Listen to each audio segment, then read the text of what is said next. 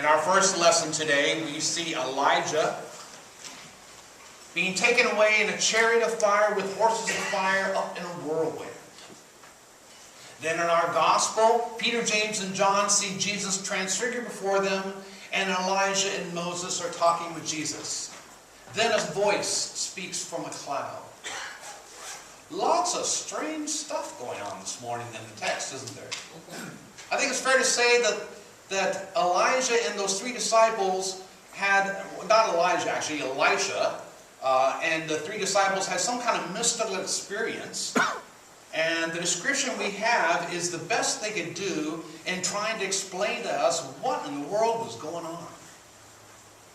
Now perhaps some of you don't know much about mystical experiences, and perhaps some of you know something about these things, but don't give much credit to mysticism. And that's okay. However, in my personal opinion, I consider the mystics and experiences like we just heard of Elijah and Elisha, and experiences like on that mountaintop, to be important things for us to think about, even essential, at least to my understanding of the Christian faith. Let me say a little bit more about why I think the mystics are so important. Please keep in mind that this topic, how we understand the Christian faith, has been something that I've been paying attention to for quite a few years. You might say that it's been my primary research focus for the last 10 years. I don't mention this much, but about 12 years ago, I used to be asked to give seminars on this topic. I gave seminars with Phyllis Tickle, who passed away a couple of years ago. She's written many books. And I've offered seminars with Stephanie Spellers, who's written a lot of books and now is the canon to our presiding bishop. And when I worked for the Episcopal Church, I used to fly around the country and give talks. That was 10 years ago. I'm still researching a book I'm going to write. Phyllis wrote books, Stephanie wrote books, I'm going to write a book too. And so what you're going to get today is a little bit of that book that's formulating in my head. And just so you know, when I gave these seminars in other places, they often went for 2 hours. I'm not going to keep you for 2 hours, okay? You're going to get the boiled down version, and some of this you're going to recognize because I've snuck these ideas in over the last 8 years, so they should be familiar.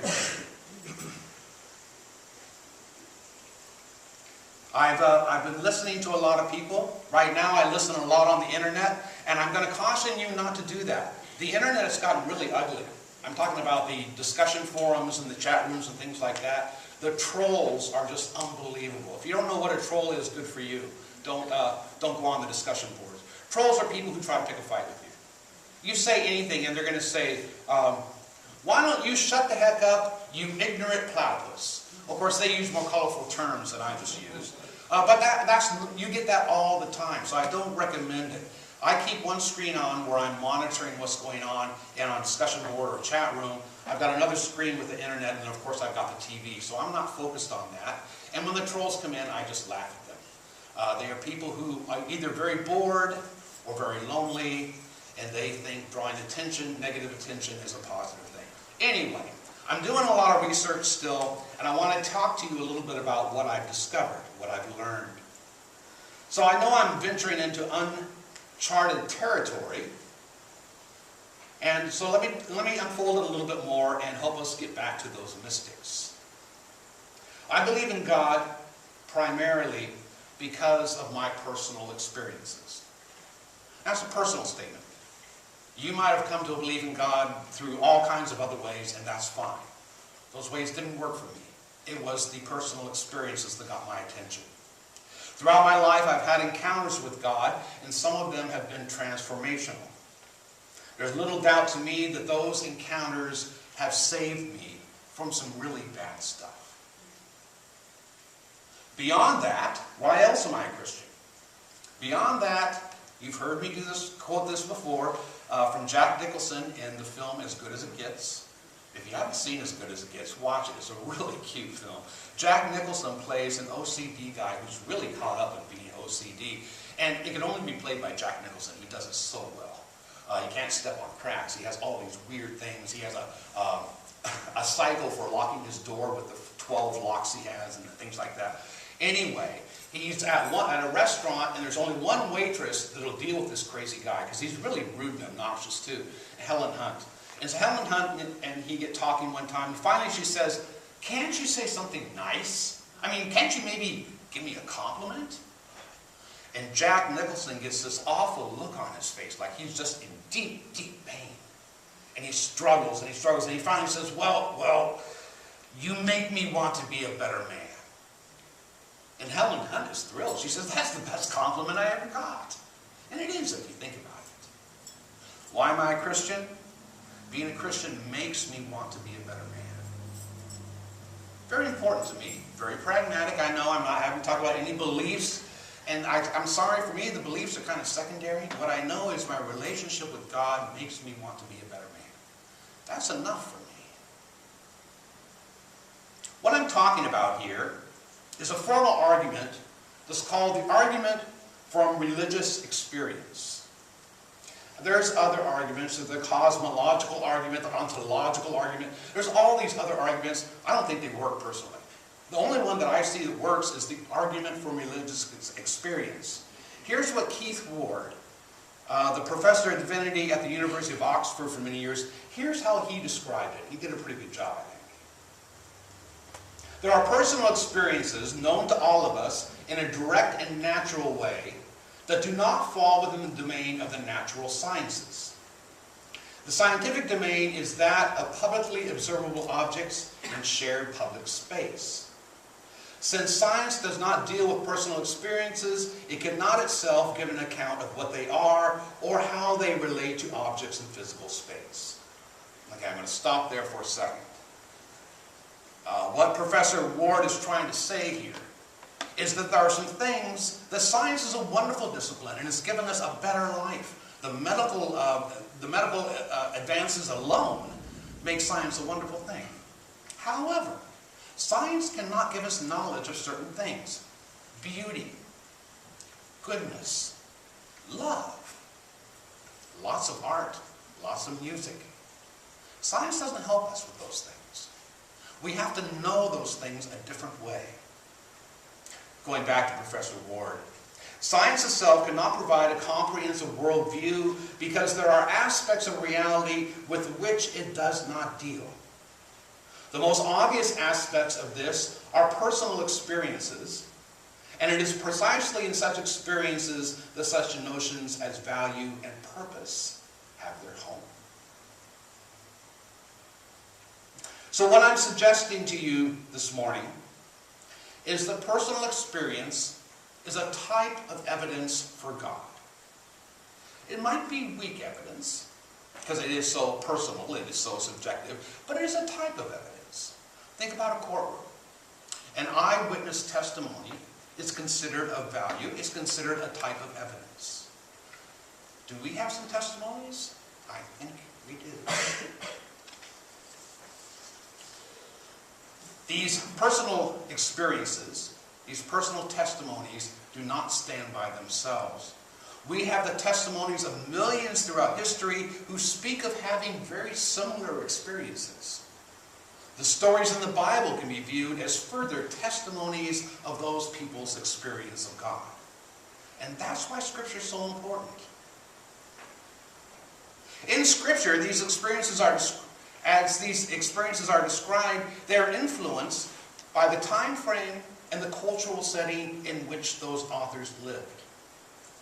In other words, we can't go back 6,000 years and bring our morality to that situation and think it's going to make sense.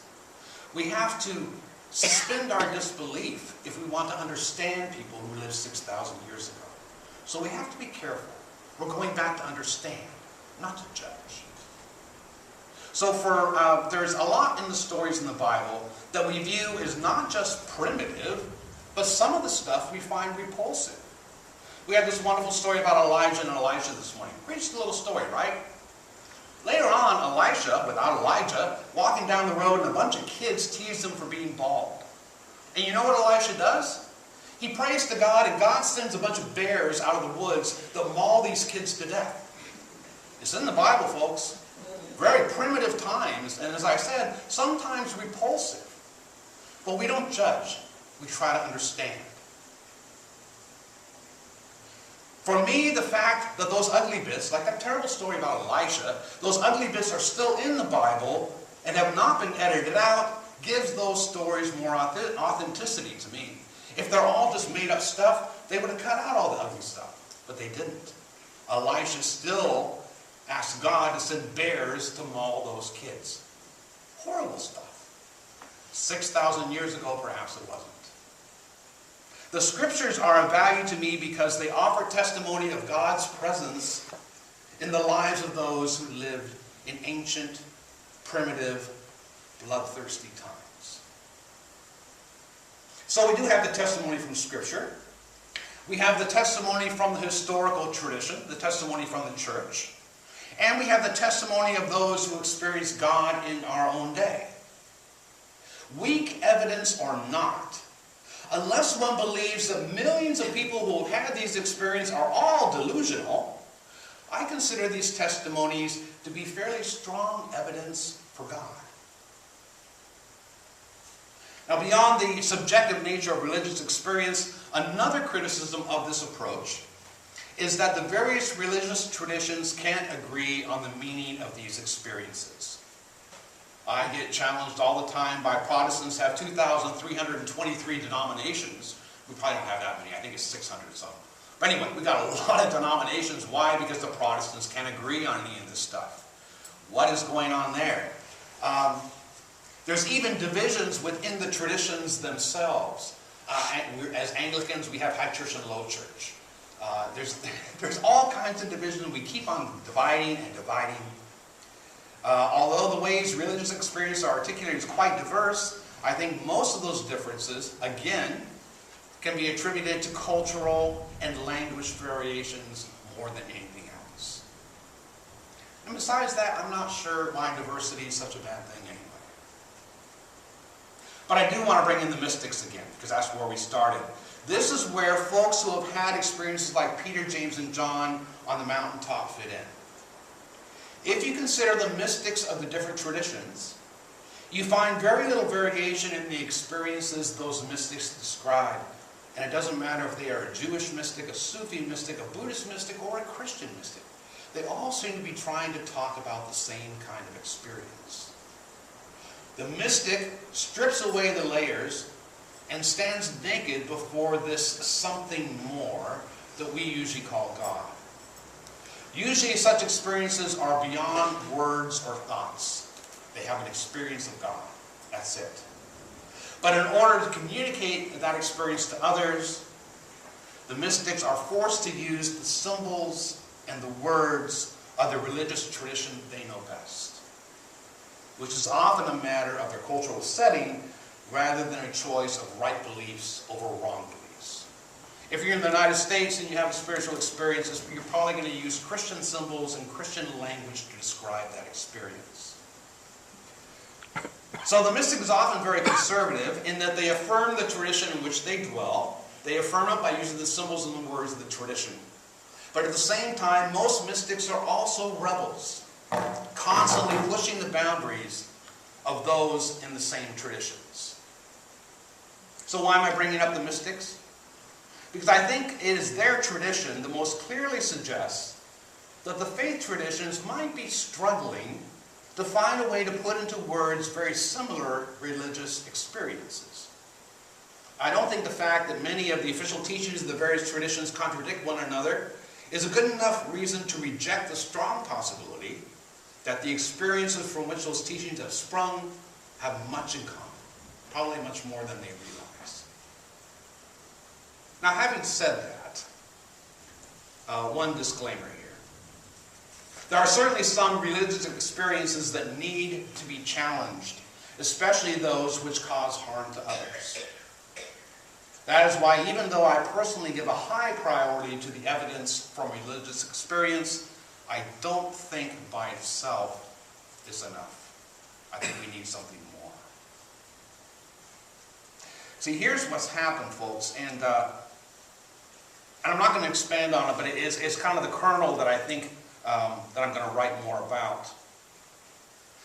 The Enlightenment was expected to usher in secularism. That was the anticipation.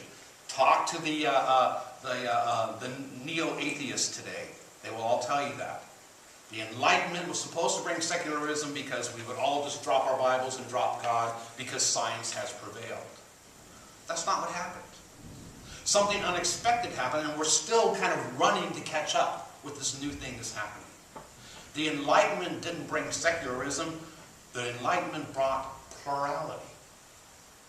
Plurality is another problematic thing. How can there be multiple truths? That's the reality we live in, though. People recognize that there can be multiple truths. People can have a number of different ways to understand this thing we call God, or not understand this thing we call God, and they just are another booth at the fair.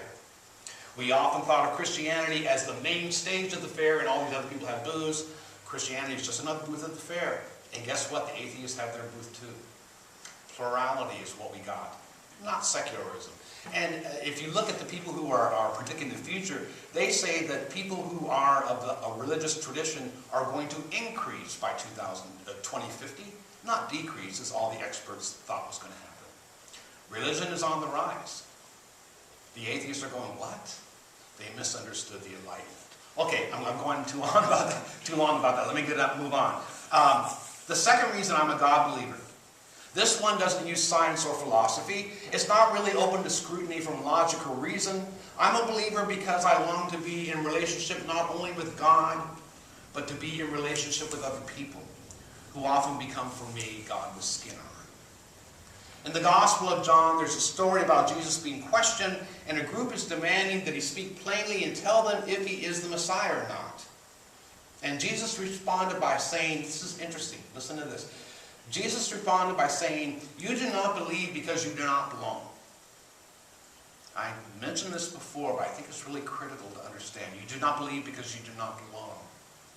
We usually think that you believe and then join a community of like-minded believers. Jesus turned that around. It is because we belong that we believe. The beliefs spring from being in community, from being in communion with others. When I was growing up, the way that you joined a church was you believed, then you behaved, and then you belonged. You got to have the right beliefs to get in the door. Then you had to learn how to behave, when to stand, when to kneel, when to cross yourself, all that kind of good stuff. And then eventually everyone say, okay, you know what to believe, you know how to behave, we'll let you belong. That's how it's been for a long time. It's not how it's being done today. It's really not. Now it's you belong. You enter the door, you belong. You're part of the community. If you stick around long enough, you'll learn how to behave. You'll decide that you like some of the things this community does, and you will begin to behave like the rest of the community. Over time, as you belong and behave, you come to believe. Belong, behave, believe. That's how it's being done today. I don't know, I'm uncomfortable with it because I always liked the old way. But that's not the way it's being done. Things change. And that's been my experience. It's from being forced to go against my natural inclination to be an introvert. You know, I would love to sit in my little house with my dog 24 hours a day. I really would. I might even write a book if I did that. But that's just because it's my natural inclination. So the community forces me to draw out of my comfortable place and grow my understanding of what it means to be a Christian.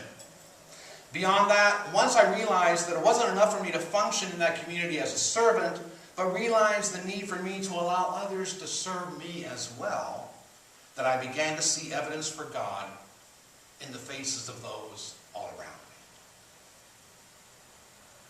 Also, it's through belonging to such a community that my experiences are given a very necessary check and balance. As I've told you before, the most dangerous person in the world to me is someone holed up in a cave somewhere with a Bible. Oh my goodness. We need the checks and balances. As I share what I've understood the meaning to be of a particular experience or a particular Bible passage, the community who has also had such experiences, who have also engaged the same scriptures, the community can either offer me words of encouragement or words of caution. And yes, the Christian community has often told me, Terry, you are crazy. I usually say thank you for your input. The collective insight can rein in the individual who might do something foolish or harmful because they understood God told me to do it. Experiences of God, both in the mystical experience and in the community experience, are first and foremost about relationships, not about beliefs. I wonder how well our community welcomes everyone, regardless of their beliefs or lack thereof. I wonder how much we make an effort to let them know that they belong, that they are valued. Experience and belonging. Those are the keys to my belief in God. Now, that's personal. That's me as an individual. I recognize that there might be a whole myriad of reasons why some of you believe in God and are a Christian, and I honor those. But all I can speak about with any authority is what moves me. And what moves me is experience and belonging. As we prepare to enter the season of Lent, I encourage each of you to reflect on why you